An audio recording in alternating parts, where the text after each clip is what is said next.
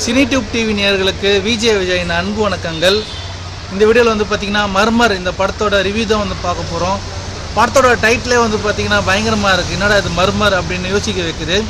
அது மட்டும் இல்லாமல் இந்த படத்தோட போஸ்டர் வந்து பார்த்திங்கன்னா தலையை வந்து கட் பண்ணி கண்ணெலாம் வந்து இது பண்ணி அது மாதிரி பார்க்கவே வந்து ரொம்ப ஹாரராக இருக்க மாதிரி தான் வந்து இந்த போஸ்டர்ஸ் எல்லாமே இருந்தது.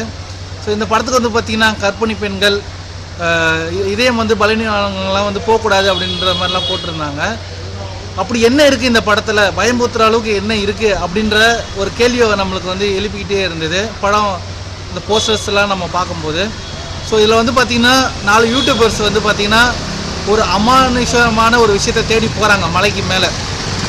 அங்கே வந்து போகிறவங்க வந்து திருப்பி வரமாட்டாங்க அப்படின்றது வந்து பார்த்திங்கன்னா நடைமுறையில் இருக்குது. அதை தெரிஞ்சுக்கிட்ட இந்த யூடியூபர்ஸ் வந்து அங்கே போகிறாங்க. போயிட்டு அங்கே வந்து பேய் இருக்கா இல்லையா, அமானுஷம் இருக்குதா இல்லையா அப்படின்றத வந்து பார்க்கறதுக்காக போகிறாங்க.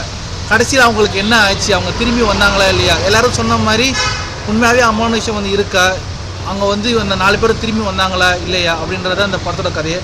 படத்தோட கிளைமேக்ஸ் பார்க்கும்போது வந்து சொல்கிறேன், நீ கண்டிப்பாக வந்து ரொம்பவே த்ரில்லிங்காக இருக்கும்.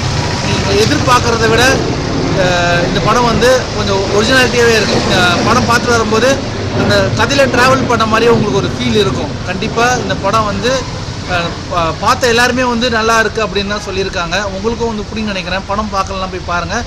படம் பார்த்தவங்க எப்படி இருக்குது அப்படின்றத கமெண்ட் பாக்ஸில் கமெண்ட் சொல்லுங்கள். இதே மாதிரியான ஒரு திரைப்பட விமர்சனத்தில் உங்களை சந்திக்கிறேன். விஜய் சிங். பாய் பாய். நன்றி, வணக்கம்.